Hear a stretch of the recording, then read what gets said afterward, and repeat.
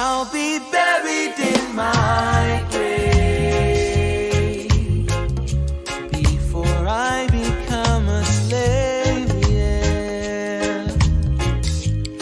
That is what I heard them say way back in the day. I'll be buried in my grave before I become a slave, yeah, yeah, yeah. But it seems like since that day, yeah, yeah, we have sorely changed.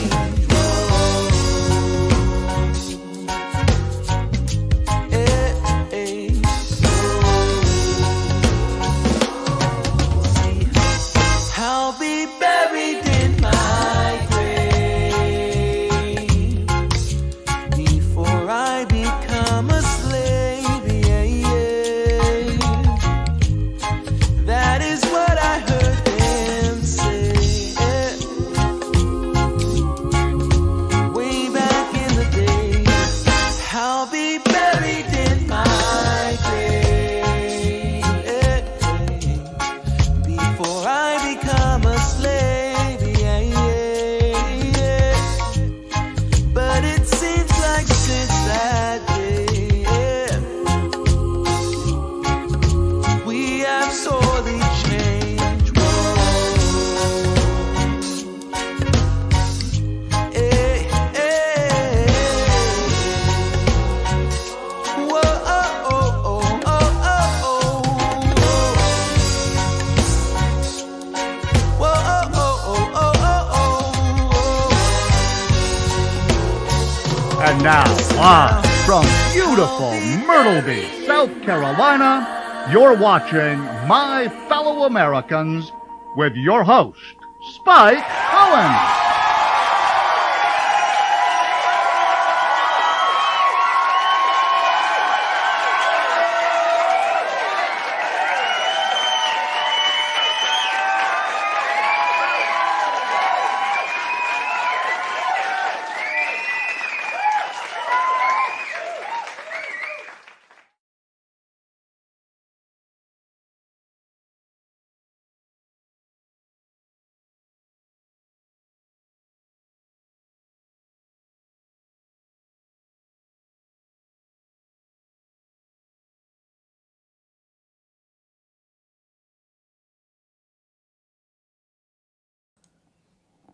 That would be that. Hello? Hey!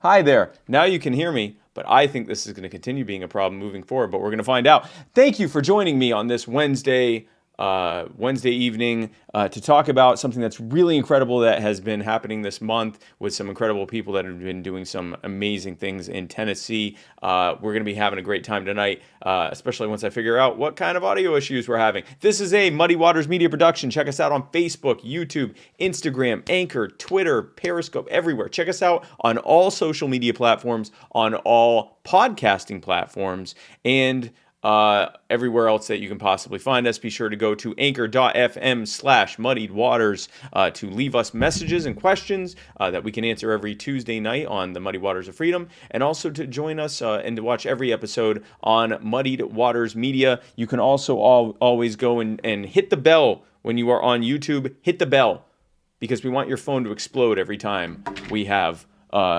we go live. Be sure to like us, follow us, 5-star us, and however you're listening or watching this, and hit the bell. Share this video or podcast or whatever you're watching or listening. Share it right now on everything that you're a part of. The last thing that I want is for your closest friends and loved ones to miss out on a roughly hour-long libertarian podcast on a Wednesday evening. Give the gift of Spike Cohen today, kids.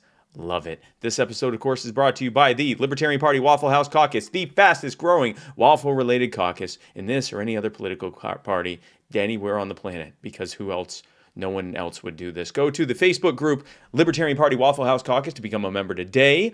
And if you want to become a duly seated voting member, whatever the hell that means, go to muddywatersmedia.com/store and pick yourself up a Libertarian Party Waffle House Caucus button.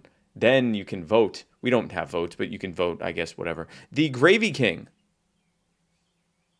Nug of Knowledge.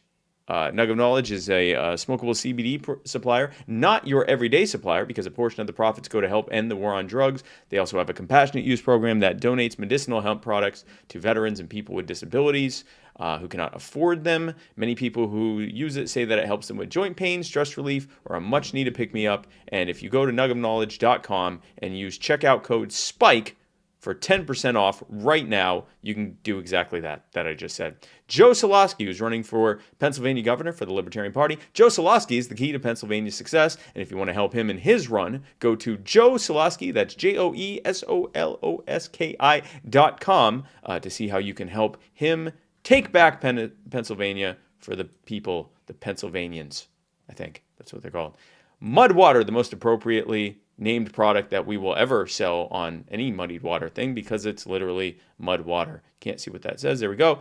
Coffee alternative. If you woke up today drinking coffee and said, damn it, I'm sick of all this nonsense, I want something that instead has a bunch of stuff in it: masala chai, cacao, mushrooms, turmeric, sea salt, cinnamon, and that's it. Well, what a coincidence that is that you're now watching this, friend, because if you go to muddywatersmedia.com/mud, you can get literally every single thing that you said earlier this morning in one delicious, convenient package. It looks like coffee. It tastes, I guess, similar to coffee in that it just tastes like you put something in water that isn't delicious, but it is not terrible, and it will help wake you up and give you the power of mushrooms. I don't know. You should probably look into what's in this, but it's really good stuff, and I use it, and as you can tell, it certainly hasn't affected me negatively in any substantial way. So muddywatersmedia.com/mud. That's like the worst advertising I've ever done for anything.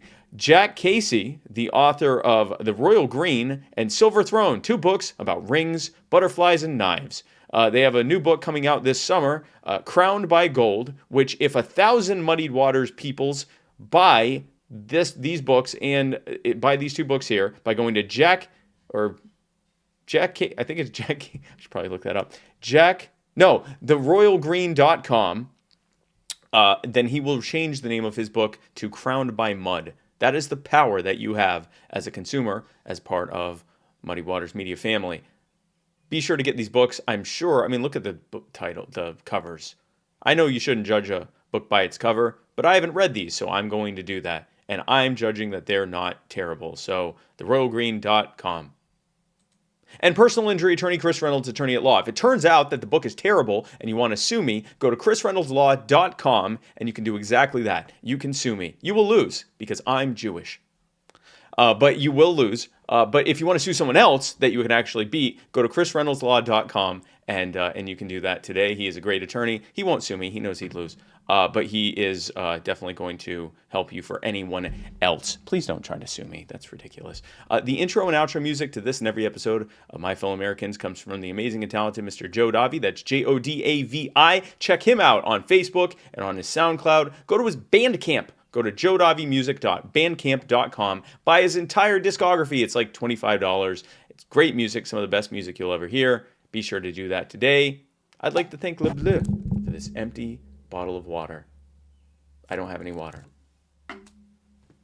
I don't have any water. I'm probably going to get water when they start talking about something in a bit, because there is water in this room, but it's nowhere near me right now, and I needed to start the show because we were already running late. But I'd like to thank Le Bleu for this bottle. It's good. I actually take these to the airport because you're not allowed to bring water because it could be a bomb.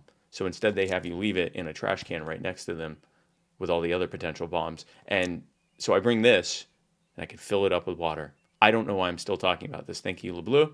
Shout out to Tehran Turks' mom and him as always, folks. My guests tonight are 2 really good friends of mine. And the reason they're friends of mine is because they're incredible people. Or is it that they're incredible people because they're friends of mine? Well, you can judge for yourself. They are the president and executive director of For All Tennessee, which is a grassroots lobbying group. And I know what you're thinking, lobbying group? Spike, that's terrible. No, they're a good lobbying group. They're one of the good guys. They're one of the good guys. They are in Tennessee legislature pushing for changes that put the power back in the hands of the people of Tennessee and help scale back some of the abuses that are happening in Tennessee. They have an incredible model. I don't even want to say anything more about it because they're going to say it so much better than I possibly ever could. So, ladies and gentlemen, my fellow Americans, the executive director and president of For All Tennessee, please welcome my guests tonight, Joshua Eakle and Justin Cornett. Folks, thanks for coming on again. Yeah, thanks for having us, Spike. Thanks again, Spike. Okay, great. They can hear you. Freaking nailed that. Nice. Nailed it. We did it. Boom. I nailed You're it. so good at this. That's yes. Thank you for that affirmation. And folks, be sure to chime in with your thoughts and questions. And Joshua, Justin, and I will tell you if you are right or wrong. Now, Joshua, Justin, we actually had you on the show back in March when we were talking about some of the stuff you were getting started with. But for those who missed that, first of all, how dare you miss an episode of my show? But for those who did miss it, maybe some new people, maybe you weren't there around back then, that's fine. Why don't you tell us a little bit about what For All Tennessee is? What is it that your mission, what you're trying to do? Yeah. So, Spike, firstly, I will say we have some good news for you. Last time we were on your show, we were talking about some of the shenanigans we saw in subcommittee killing our bill for ballot access. But we've had some good news to share, so we'll get to that in a minute. But at the high level, For All is a 501c4 political nonprofit, and we were established to mobilize Tennesseans around policy that empowers people and limits government. Our model's a little bit different than other 501c4s that you find. A lot of the times it's very top down. You've got these big donors at the top coming into a state and kind of jamming their own opinions into the legislature. For All is completely different. We flip that model upside down. We're a member-driven organization. The issues that we work are issues that our members pick every year. And we're democratized for that reason. So we're not working anything unless our members authorize it. And they're the ones that drive the policy. They're the ones that drive the agenda. And obviously, they're the ones that get stuff passed. Really, people are the ones that do it. So we want to try to mobilize people around those ideas. Right. You would think most people would have some interest in empowering themselves or limiting government's effect over their lives. So we think that we can build a lot of really big, strong coalitions with people from all walks of life around this principle as opposed to around party politics. Now, let me get this straight, because this sounds insane, both of you.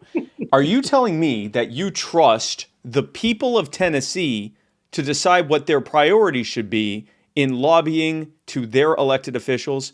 And if so, how dare you? Please explain yourselves now. It's crazy. I mean, the idea is if you've got any given day at our state legislature, there's 50 to 100 lobbyists strolling the hallways working a number of different bills, all that benefit people that have business interests, corporations. There's a former official in the state that is trying to move his baseball team and has had some success lobbying on the Hill to help him facilitate that. Not to mention the slew of taxpayer-funded lobbyists that go there to represent, the Sheriff's Association or the Department of Safety that get to lobby on your tax dollars. Which has that's a double-edged sword, like so many things are, though. I mean, the bottom line is, we are hoping to genuinely create something where people's opinions can be represented in the policies that we work, and we're trying to put in and perfect systems that will facilitate that. I mean, we're actively going out seeking speaking opportunities at meetings to have discussions about what Democrats want to see and what Republicans want to see and what gun owners want to see and what moms against drunk drivers want to see and everybody in between. The idea for us, though, is if we can get Trump supporters, Democratic socialists, moderate Republicans, moderate Democrats, and centrists to all come into agreement and say we want to work these issues, then we have gold there. Yeah, and those are the issues that need to be worked, and that's kind of the basis of what we've been doing from a lobbying perspective. Right. That is incredible. It is amazing. And we're going to talk a little bit later on about how people can get involved and how they can actually be a part of helping you to pick the type of legislative priorities that you have for the future. But let's talk about why you're here and some of the incredible stuff you've gotten done, including apparently some breaking news on ballot access. But let's talk about my understanding the three main things that you've been able to accomplish. And you guys started when again? A week after session started. I think we're about 122 days old, Spike, something like that. And if I recall, you said in the last episode, and I might be paraphrasing slightly, but that you were motivated solely by my words and call to action to bring the power back to the people. Expand upon that slightly. I told the story about the idea's origination and me bouncing it off of you in Dallas at the convention. Yep. Yes.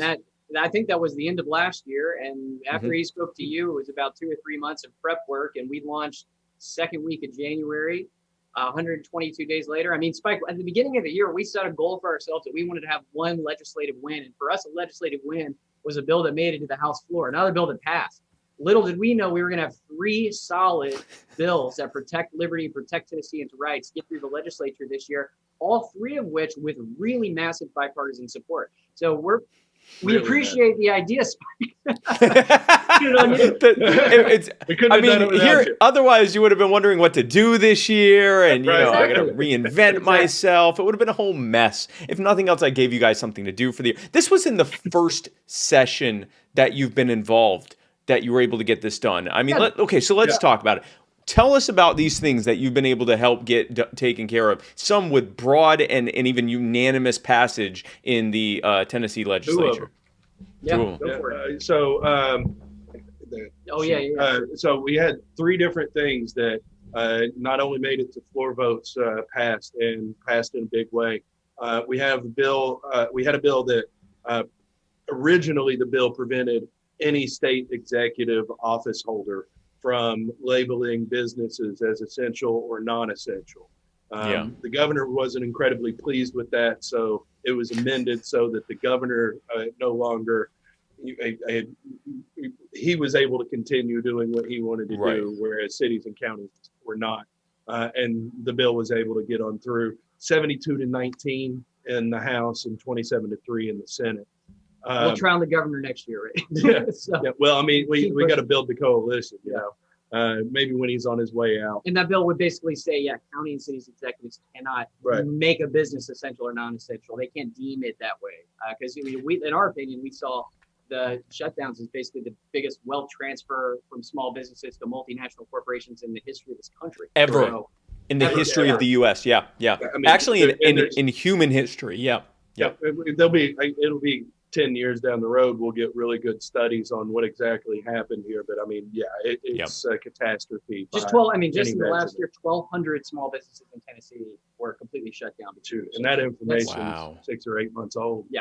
I was going to say it's probably way worse than that, because that data always has, even in the best of reporting times, there's always at least a few months of lag on that. So it's probably closer to double that, especially when you factor in that so many companies try to see if they're able to get back into the black during the holiday season, and that did not happen this year. It could be 3 or 4 times that. It is really, really bad. So you were able to do that. It wasn't everything you wanted. The governor still is able to declare companies to be or businesses and meaning people to be essential or non-essential. But he took away the authority from anyone else. So now if something like this happens again, there's at least a single point that everyone can put pressure on to say, no, you can't call us unessential, as opposed to like a rogue city that's imposing that on everyone and no one's able to really stop it. So it's a step in the right direction anyway. Yeah. Good. Jinx. Huge step in the right direction. Yeah, but we got that one done. We got one that pertains to civil asset forfeiture laws here in Tennessee. In Tennessee, these hearings are not conducted in a courtroom. They're conducted in an administrative setting, which basically means the Department of Safety is judging whether or not you get to get the property back that the Department of Safety took from you. It's really good times. But you can hire a lawyer, and the seizing agency, whatever law enforcement agency that sees the property, is responsible for reimbursing attorney's fees. Previously, that cap was at 25% of the property value, or $3,000 as a cap. And we were able to get this bill through, which removed the 25% language, which was awful, and raised the cap to 10,000. The average size of the forfeiture in Tennessee, at least as of the last one, was like $2,200. Yep. So Yep. basically $500 worth of legal expenses covered, which means you get something. Nothing. Yeah. Yeah. Yeah. And that doesn't that's an cover hour and anything. a half. Yeah. Yeah. You know what I'm talking about. That's 1 hour of, Yeah. of legal counsel, pretty much. So big deal for sure. Yeah. And for those who don't know, when we hear about civil asset forfeiture, you know, they try to make it sound like this is for drug kingpins where we can take their millions of dollars in ill-gotten gains and they can't use it to hire hitmen to, you know, knock off all the witnesses. This is more often than not used against people that are suspected of committing a crime and have like $800 in their pocket, or have, you know, $4,000 worth of stuff in their house, and they take it from them without them being convicted of anything. And then even if they are found not guilty, or the charges are dropped, or the judge throws it out, they still have to go through this process to get their stuff back, even though it was just proven that it should have never been taken in the first place. So now at least they're able to get an attorney. If the state wants to do this garbage, then they can pay for the attorney for them to have the due process to get it back. Yeah, and as Josh said, the average forfeiture is somewhere in the neighborhood of $2,200 to $2,500 in the state of Tennessee. Yeah. So you're not knocking down kingpins with that. I mean, and there are seizures that are in the, you know, hundreds of thousands of dollars, or maybe even millions of dollars every year, and it's bringing that average up.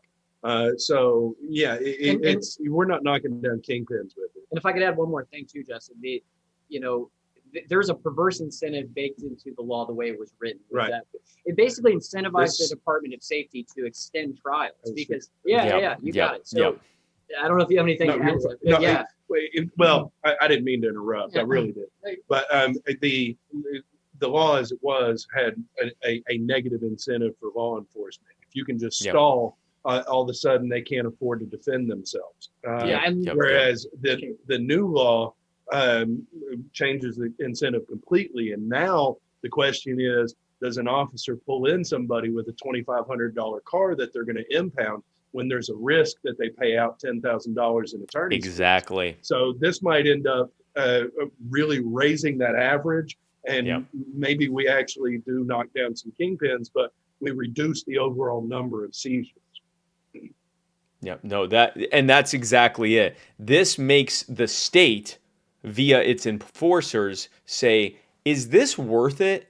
Right. Is this worth taking this guy's, because 2,200 is the average. The median is probably like much lower than that. Because once you take out those multi-million-dollar impoundings or $100,000, you're probably talking the average time this is being used is like around $1,000 or less. It's someone having a few $100 or a couple grand being taken from them, and now the state has to say, is it even worth going through that, or do we just worry about that after we get a conviction? If you get a conviction for something, and again, where, you know, I'm against the war on drugs and all of that stuff, but as long, you know, something is on the books right now, you can't argue, it's hard to argue that the state can't take something to reimburse for cost once it's proven they did it.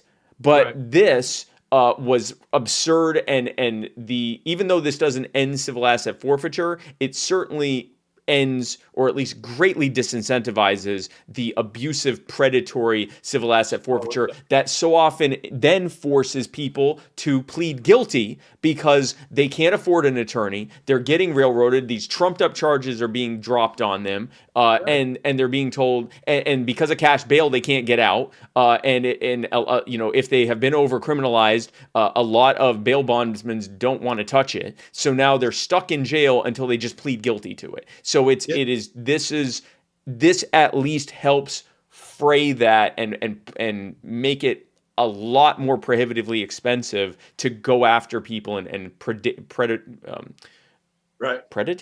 them. Avoid predatory policing. Get away predatory, prey on them. It makes it. Yeah, that was. I knew there was a word for that. It disincentivize preying on, you know, these small fries that may or may not have even done anything wrong. Yeah, unfortunately, we had a bill that was a reporting bill that would have given us mean and median, and where the dollars went and demographics on who was being involved in civil forfeitures. And unfortunately, that one died in large part thanks to a state-funded lobbyist. Which is a whole nother story that is hopefully going to be on our list for next year. Yeah, in some That's way, good, we'd like but to limit it. it's a step. See, guys, it's a step in the right direction, right? For sure. These are the last two things. These last two things, you didn't get everything you wanted, but you are much further along than Right. you were, and that's because of the direct work that you are doing, building relationships, not just complaining. There's a place for complaining, but actually going into where it's happening, going into the rooms where these things are being done, into the buildings and the halls where these things are being done, putting up with some of the nonsense that happens in there. We can, if you want, we can talk a little bit about what happened last night. There's plenty of it. Yeah. And still going through it and saying, you know what, I'm still going to try to get whatever I can. And so I know, I'm grateful to you, and I know the people of Tennessee are grateful to y'all, what you're doing there to get that done. Now let's talk about the big one where you got pretty much, as I understand, pretty much everything you wanted, and in a broadly bipartisan manner. I dare say nonpartisan. Like it was just passed as sort of you talk about it. It literally had 0 no votes in the House or Senate, but it's no-knock raids and a lot of other reforms, positive reforms to policing here in Tennessee. Specifically banning them. It bans the issuance of no-knock warrants. So under no circumstance can a judge issue a warrant that authorizes a no-knock search. It also restricts the use of chokeholds. It limits the ability to fire at moving vehicles. It requires de-escalation training. It also, and arguably most importantly, it requires officers to intervene in situations of use of excess force and report on situations that they are aware of excess force. That piece right there cannot be underestimated. Absolutely. That possibly, even though it kind of buries the lead, that one possibly long-term is the biggest one. Because at least the way it's written and should be interpreted, it is now a crime to not intervene when a fellow officer is using unnecessary force. So when we talk about why don't the good cops stop the bad cops, this makes them. Yeah, and it prevents any kind of retribution from anybody that might be higher up the food chain. Yep. That's huge. It's a really good bill.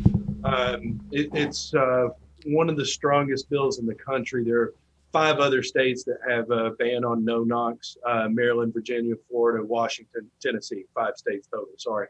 And then you got Kentucky and New Mexico. They have also banned no knocks, but with the exception of if the police think that evidence might be destroyed, which is pretty much the premise for all no knocks. All no knock raids. Basically means it's not a ban. Yeah. But the bill that Tennessee has is one of the strongest ones in the country by a long shot. We're glad to see our state leading the way, and if it prevents, one more Breonna Taylor, one life saved is by far not, it makes it worth it. But this is really the dream piece of legislation. I mean, there are a couple other things that you could ask for. You could ask for, a amount of time before between a knock and an entry, which is something that's a real concern to a lot of people. But at the very least, we got a ban on the issuance of the warrants, and we're moving in the right direction. I mean, this goes a long way to allaying some fears in some communities of police, we hope, and maybe makes it a little bit more of a voluntary exchange between police and the people they're supposed to serve. Yeah. This is where, again, when I was reading through the details of this and I saw a duty to intervene, and I said, that can't be what I think it is. And I'm reading it and I went, that's what I think it is. And this is where Once this is now, this is has the governor signed it at this point, or it's still Yes. on his desk? Yeah, as of Oh, this week. Yes, sir. Signed it. So this is signed the it law 2 days now. ago. It's a law. Okay. All right. Um, So now that this is the law, the next step is educating the public in Tennessee that when you are witnessing, detainments or anything like that, and you've got your camera out, don't just record it. If you see improper use of force, remind the other officers there of their legal duty to intervene. Yep. No, for Just sure. in case they forget, that's it. because it's new. Just in case they forget, remind them of their legal duty to intervene in the crime that is happening in front of them. Absolutely. I mean, the Back the Blue thing isn't entirely horrible. It's Back the Blue that does its job for That the does good. people, as opposed to those that take advantage of their position for sport or whatever. Yeah, bad police are bad police really reflect poorly on the good police. No. You fix that problem, you get rid of the bad apples, and you hold them accountable. Start And then cleaning it's up the easier law to and all of a police. sudden- Yeah, it's easier to police communities. It's easier to have healthy relationships. So we're really excited to see Tennessee leading the way on this, and more to come in the near future. 123 out of 133 people in the 2 chambers voted yes, and there were 0 no votes, which means all the other 10 weren't there. That is Now, there were a couple people that voiced a little bit of disagreement in subcommittee, but they eventually One. yeah. One, the leader of the House, the Republican majority leader. That's what it was. Yeah. But you know what that He voiced was? a little bit of opposition, but he eventually voted for it. So win-win. And his opposition was that the no-knock raids had a really high bar based on judicial statute in the state. So Tennessee wasn't super bad about this, as some other states have been. But he was hoping to get just the basic legal statutes codified into law, whereas this is an outright ban on it. So this was more of a procedural thing than anything. Also, he's signaling a little, right? Like it's like, well, for those who think that I'm anti-police, I'm not. Which meanwhile, again, this is not anti-police. This is anti-abuse. One of the, and we talk about this a lot, not just for this, but in general. When you get rid of the things that make so many people angry at the police, there's less anger at the police. So get rid of no-knock raids. Make it so that bad apples are rooted out. Because what do they say? The bad apples spoil the bunch. So get them out of there. And if the problem isn't just that apple, but it's the barrel that the apples are in, as a recent guest of mine said, then fix the barrel so that we don't have that anymore. Because then the good apples are, when they drive down the street, people are cheering that they're in town, that they're driving by, because they know that they're not there to enforce victimless crime laws. They know that they're not there to give them a hard time or hassle them. They're certainly not there to abuse them. They're not there to break into their house. They're there only to protect them. Bad guys. Exactly. Serve and protect the public against the bad guys. And so that's what we want. Derek Rhodes says he's liking what he's hearing, especially since he's going to be moving to Tennessee in a couple of years. So you guys are helping lay the groundwork for a better Tennessee. foralltn.org. Go to the website. There's a contact us and let us know how we can get you involved. Absolutely. That's fantastic. So let's talk about the other thing.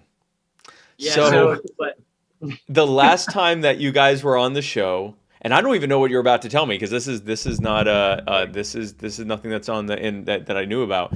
The last time that we were on the show, that you guys were on my show. And we actually played it on the Muddy Waters of Freedom as well. You had a situation where you introduced a bill, a ballot access bill, and you can get into the details. But the long story short is it would have made things more fair for ballot access for third parties to get on the ballot along with the Republicrats. And it had the votes to pass, and by voice vote it was passed. Except the guy in charge of that subcommittee, he heard these 3 and 4 votes slightly differently than literally every other person that heard it. Tell us about that, and then I guess tell us what your big news is. Yeah, I mean, that's exactly what it was.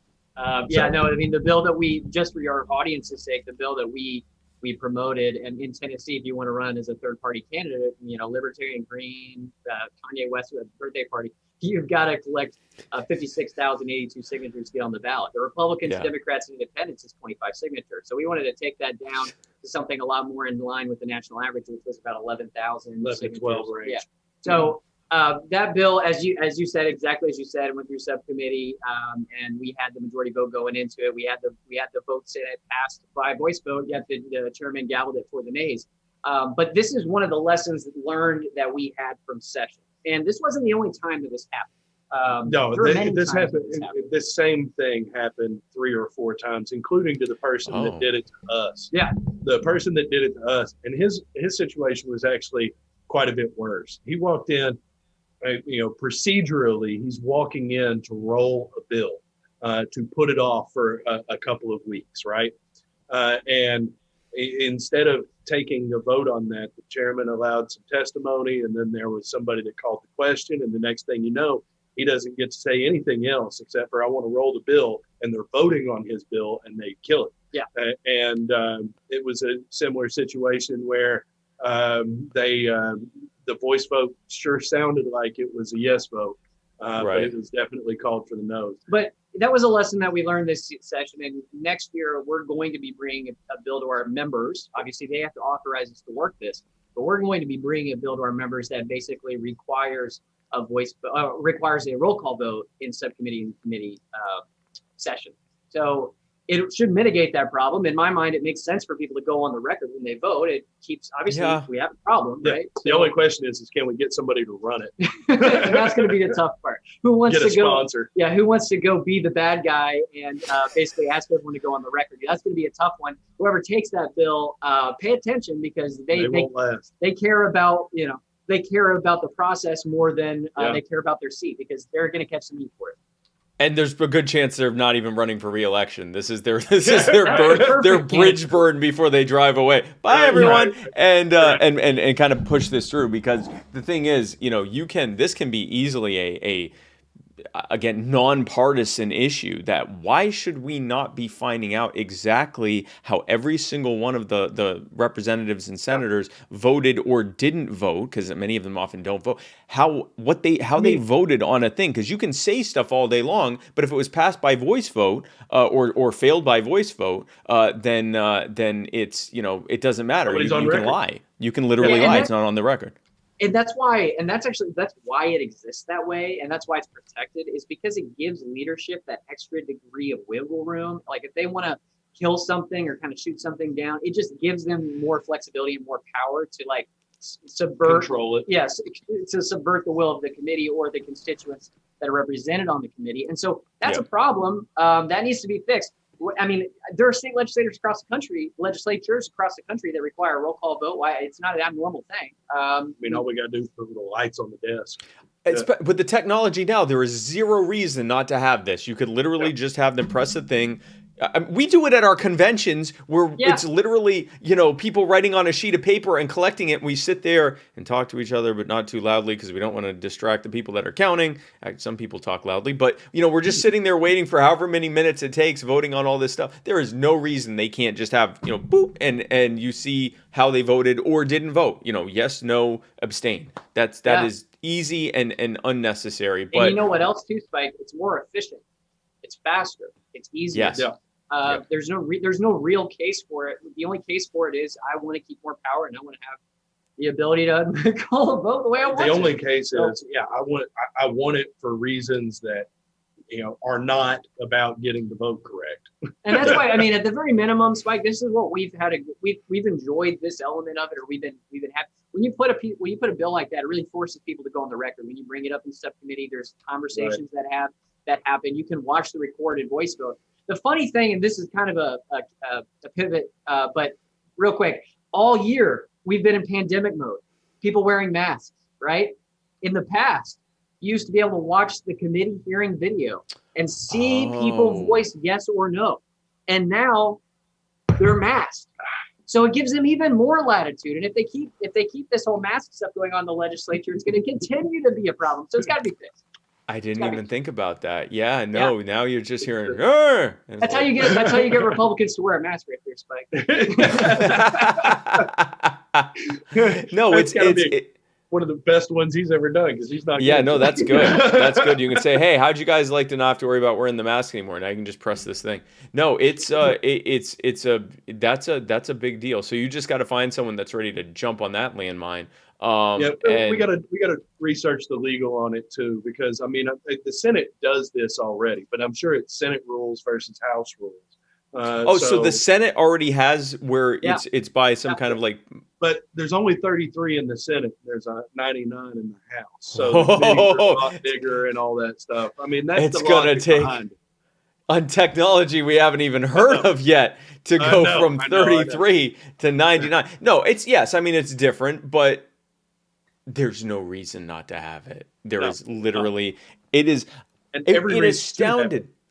It is astounded me that when you talk, and then you said this actually isn't uncommon. There are other states that do this too, where they will literally have the votes to pass something, and the person in charge doesn't like it, so they go, no. They said no. Spike, Or I'm not going to throw any accusations, but if you want to be conspiratorial, there was a guy that walked out right before the vote to make the margin closer. So I mean, Just again, I'm that not much saying closer. that was an intentional act. He was one of our He was five one of the yes votes. So Yeah. I don't know if there was a powwow before the scene and say, yeah, let's make this a little closer so we can call it and not catch as much heat. I don't know what it was. I mean, maybe it was nothing, but we gotta change it.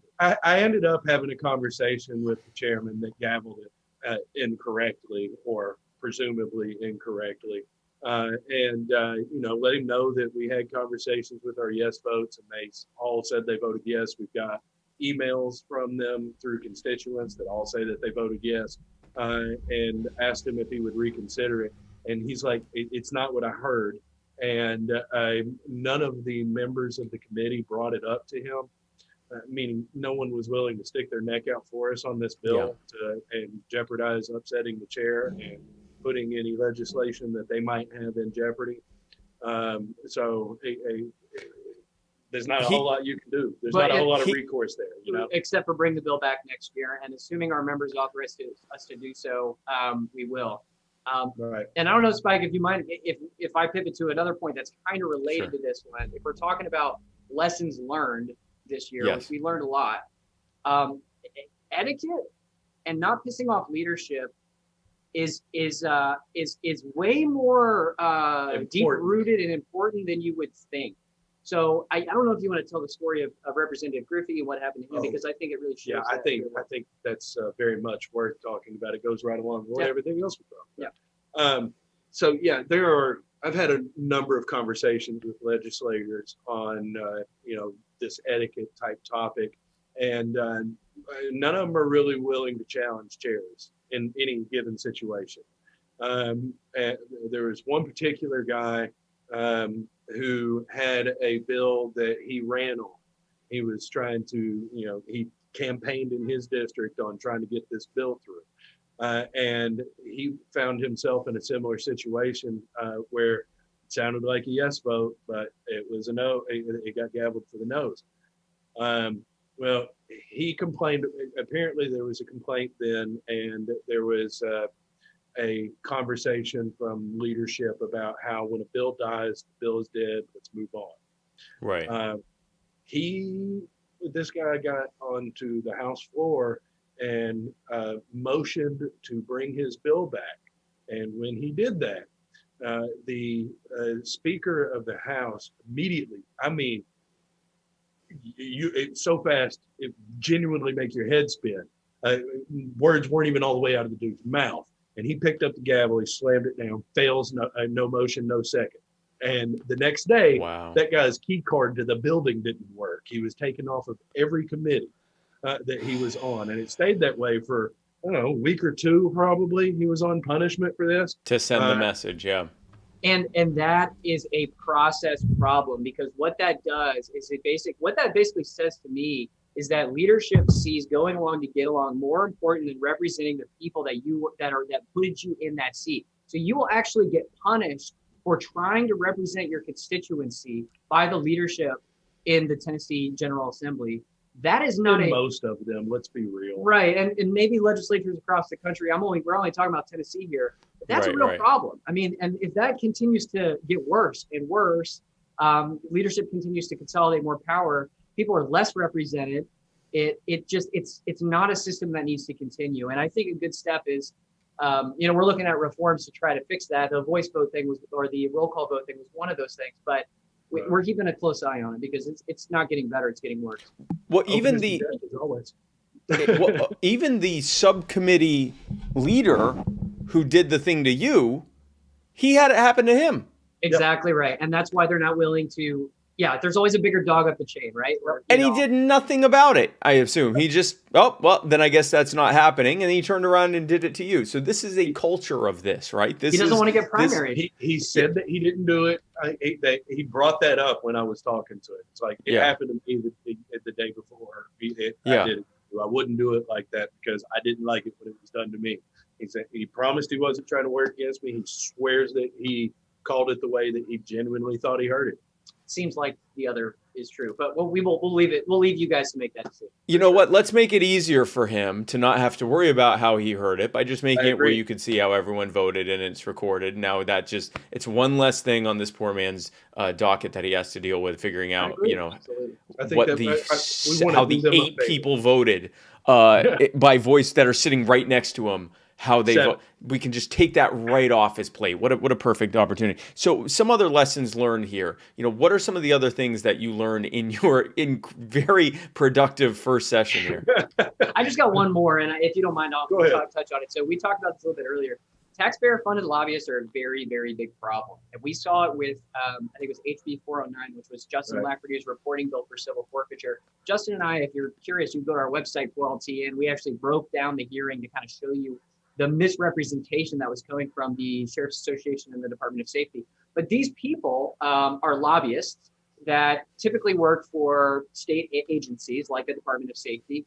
These people get paid to go into subcommittee and basically work against bills that are brought by reps that are there to, represent their constituents, theoretically at least. So it happens all the time with civil forfeiture. The example that I give you, and Justin touched on this earlier, with HB 409, all we were trying to do was ask the Department of Safety to tell the public, hey, how many times when you do a seizure, how many times does that end in a criminal conviction? And that was our first step to lay the foundation and start figuring out the scope and of the problem of civil forfeiture. Of the problem to begin with, yeah. Right. So they showed up. Now you would think this is simple, and it is simple. We have county clerks and judges on the record that we've spoken to across the state that refute the claim I'm about to reference. The Department of Safety said it was going to cost them millions of dollars in committee to facilitate this request because they would have to build a software system from scratch to aggregate all the cases across all the counties and all the states.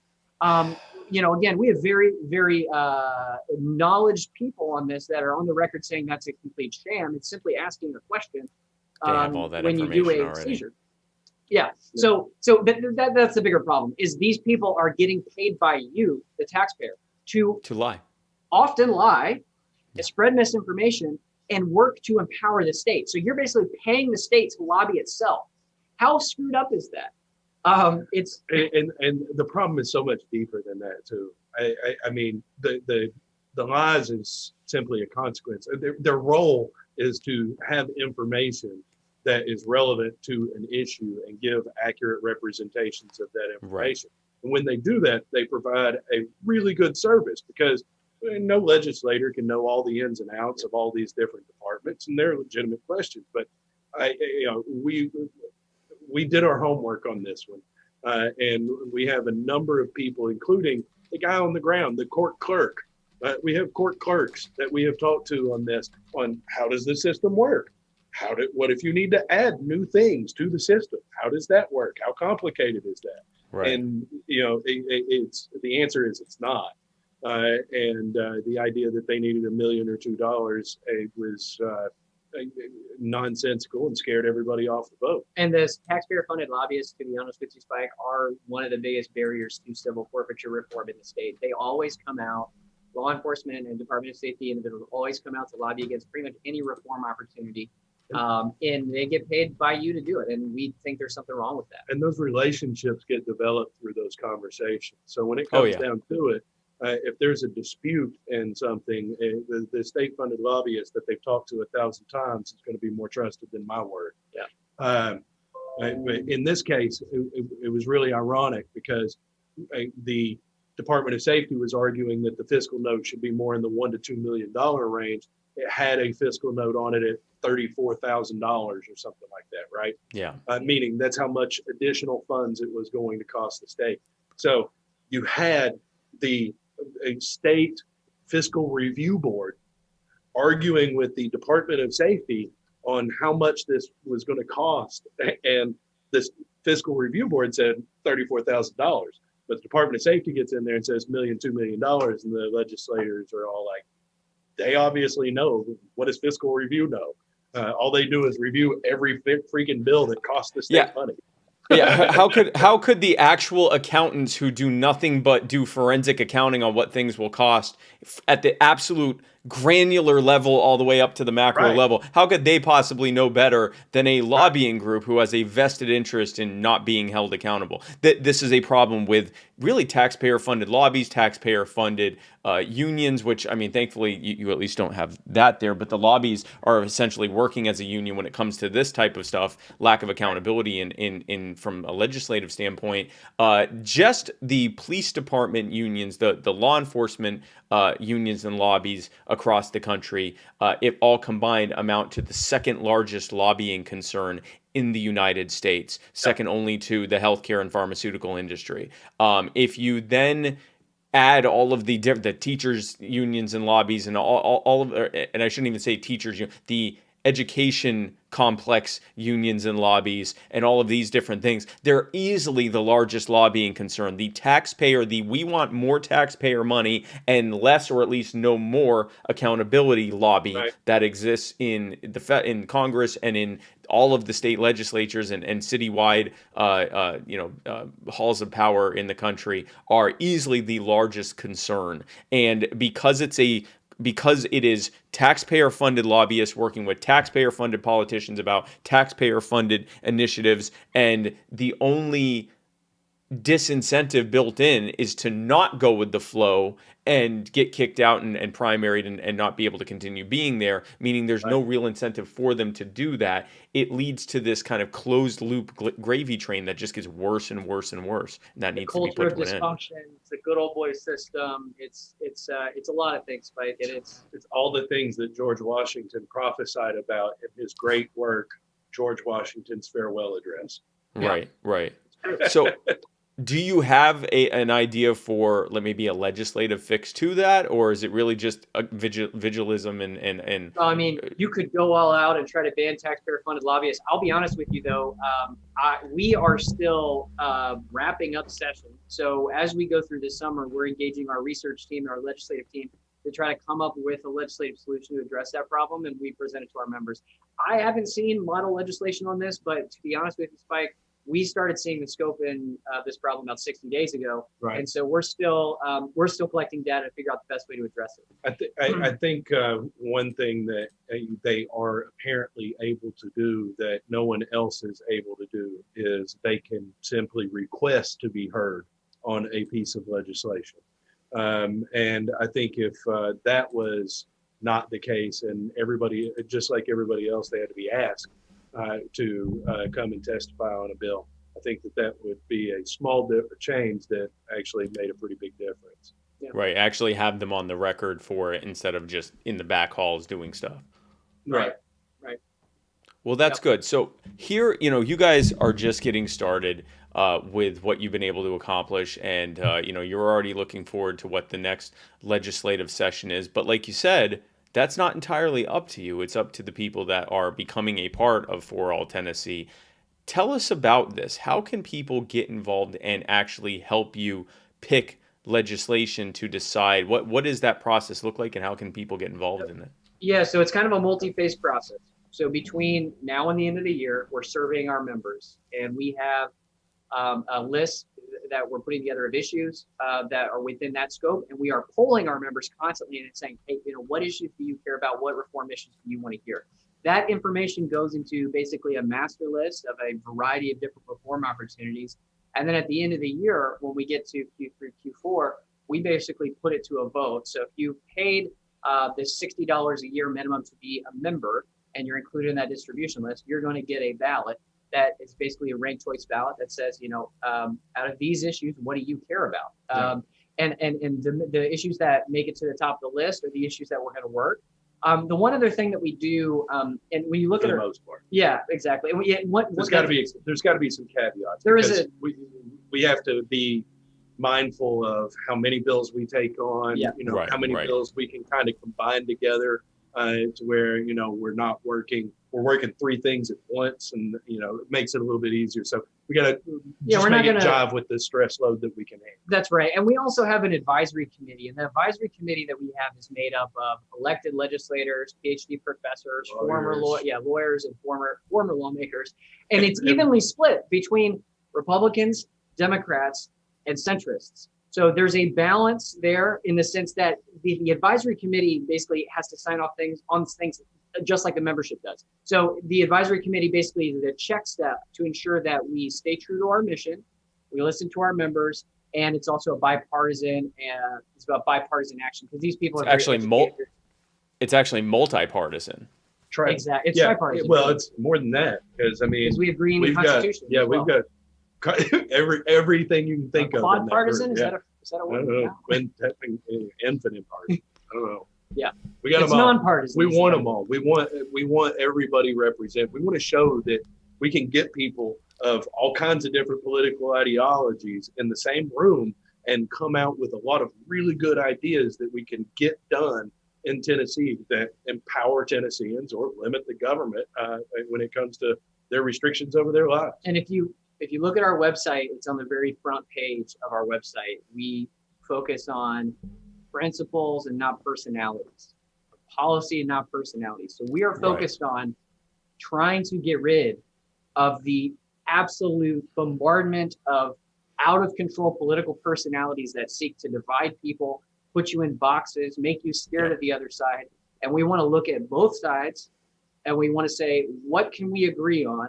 And if we can find things that both sides agree on, then we know we have something that works. And that's the core of this entire organization. Is we're not going to work it if we're not going to grift to one side or the other. It has got to have consensus or it's not going to get worked.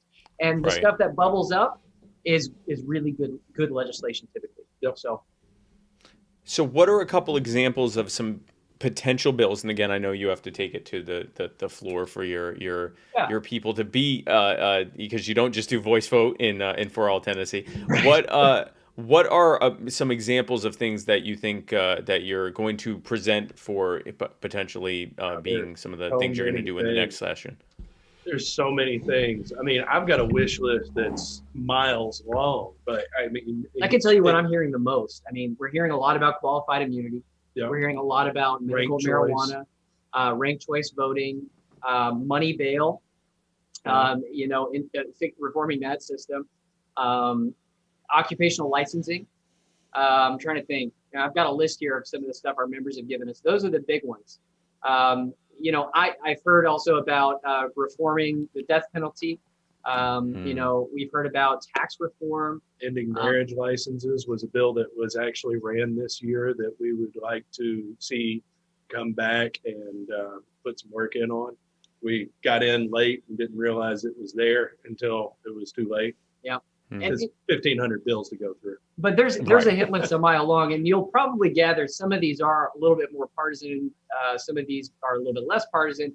We're hoping that once we get this master list compiled this year and we throw it through the system, the process that we put together, it will be a very solid, list. Obviously, I'm going to tell you right now, Spike, I'm very confident that we're going to be working something on civil forfeiture again next year.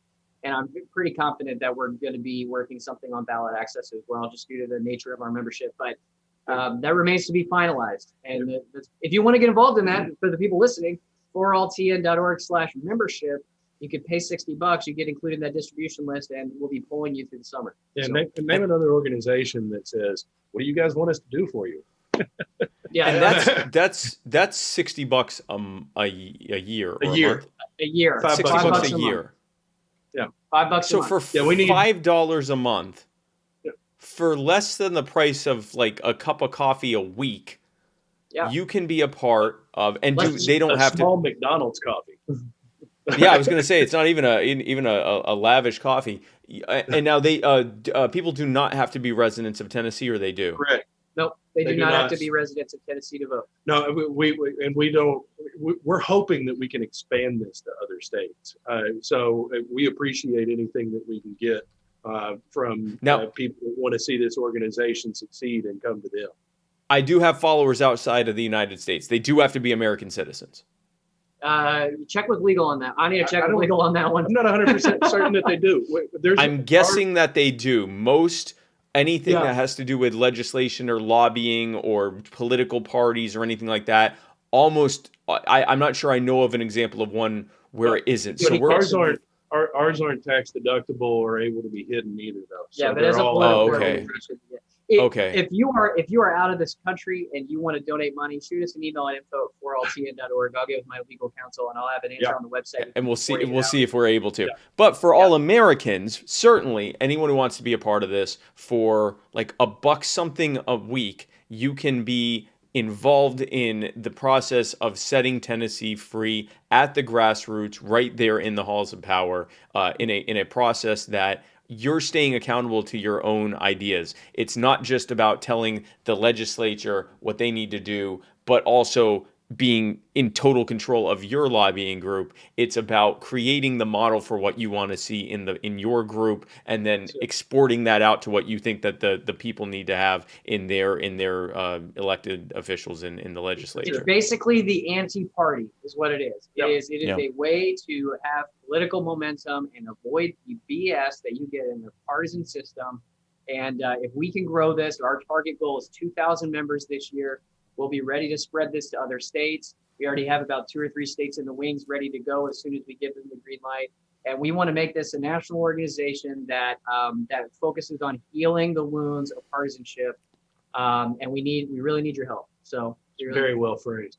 I love it. This is what we talk about on the show, and I talk about on the trail. Going to different conventions and events every single. I was just in. I just saw you guys. The weekend before last, and this is what I talk about. The partisanship is intended to create division in order to distract people from the fact that they are being robbed by everyone in positions of power, and instead to fight each other when we're all victims here to varying degrees. And if instead we turn that around and unify against the people that are actually doing this to us, we can very easily remove them from power. But we have to come together to be able to do that. Once we do that, then it's all smooth sailing after that. well said, brother. Well said. Yeah, and again, we're very intentional about trying to make sure that we are not only getting real unity and diversity of thought in this project, but trying to show that we're doing that. I mean, we want to set up events with Democrats and Republicans getting along on stage and not attacking each other, talking about things that they can work together on that fit inside the wheelhouse of empowering people and limiting government. Yeah, and if you're in the Nashville area, we'll be having an event second week of June. We're hoping to have a couple lawmakers there to talk about the very minimum. We're going to be giving people just a really brief synopsis on 4All, having a lot of one-on-one conversations, having a couple beers, and we'd love to see you. You can get alerted on that by going to 4alltn.org and just getting on our mailing list there at the bottom of the page. So we'd love to see you. I love it, guys. So 4alltennessee.org. Eventually, you guys are going to be. When I saw the branding and everything else, I'm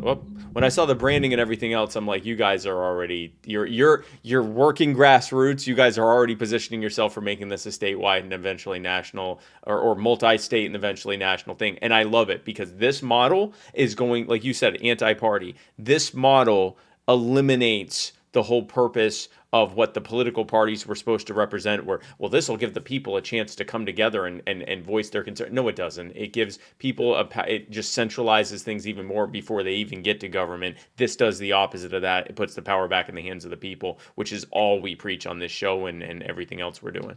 And every single person and every single organization that exists is a potential ally, as long as they're okay with empowering people or limiting government.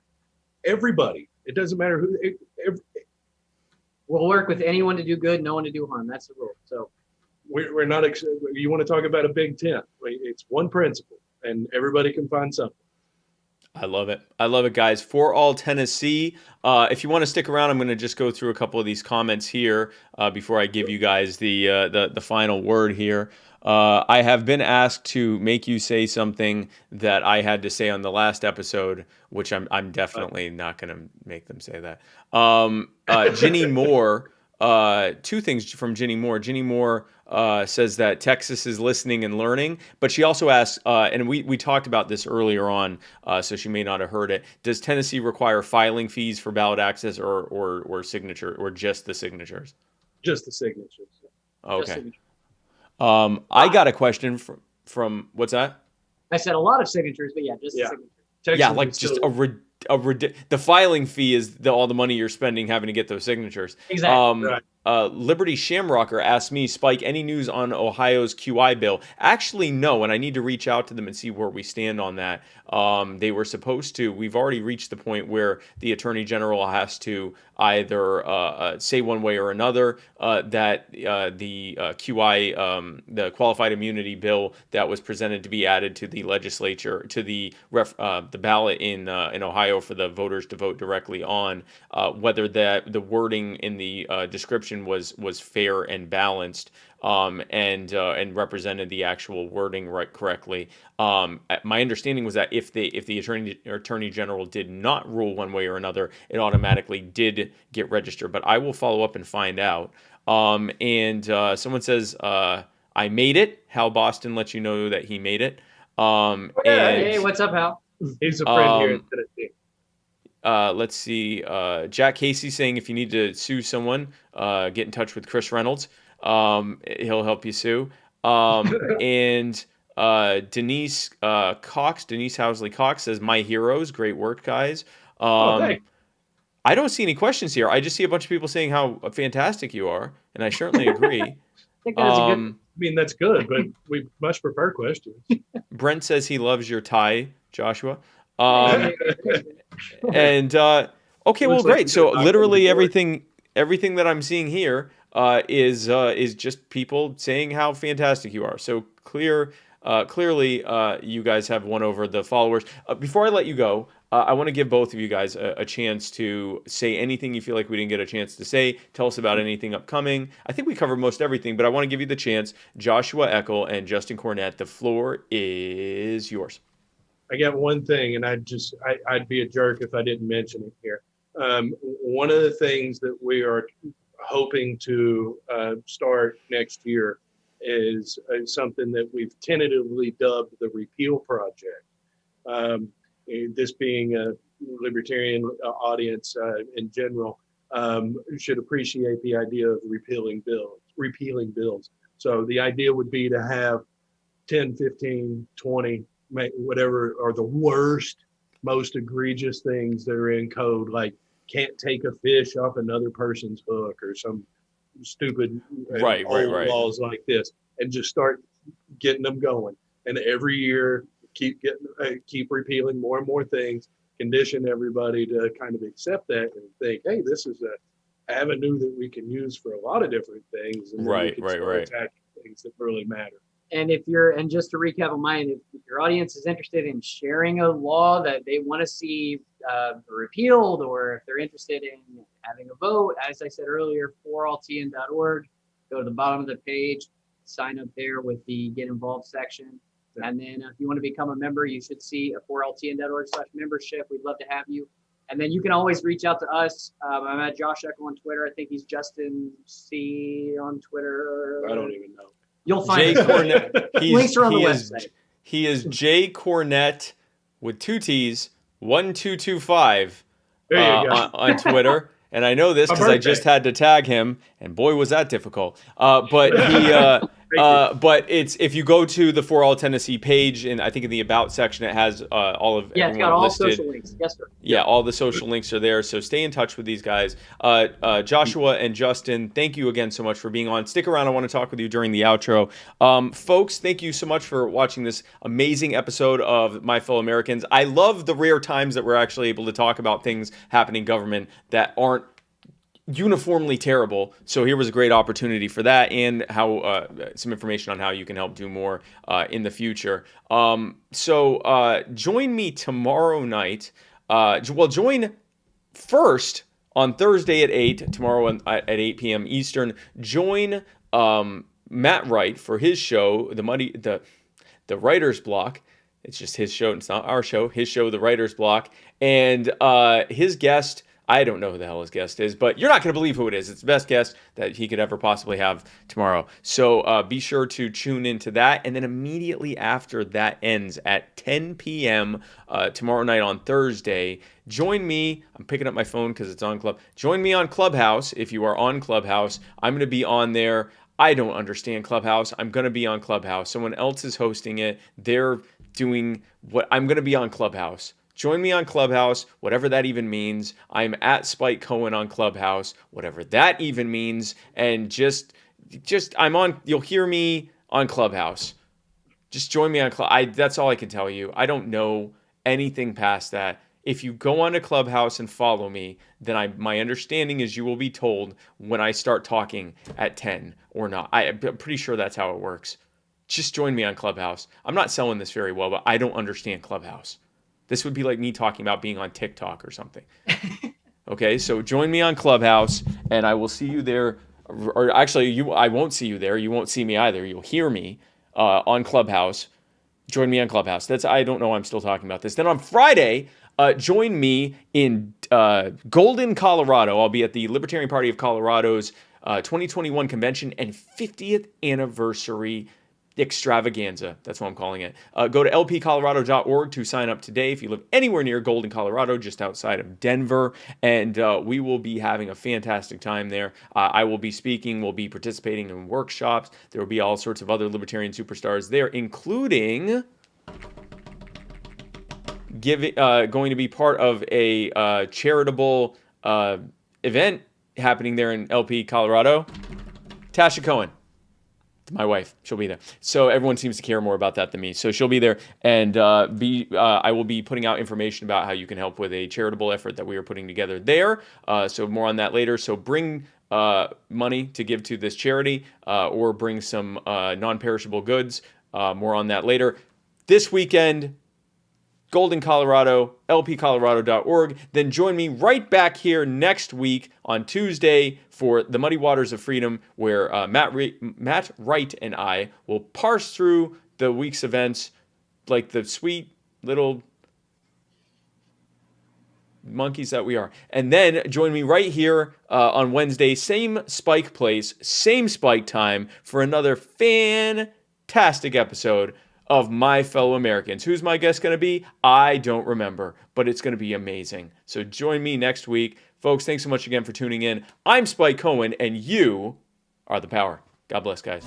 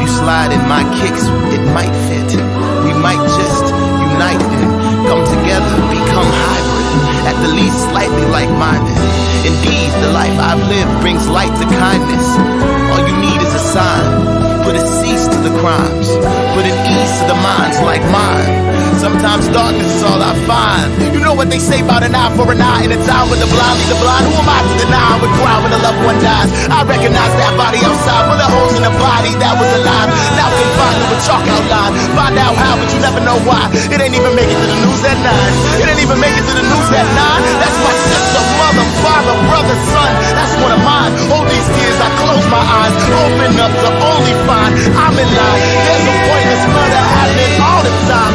Either lose your life or mine.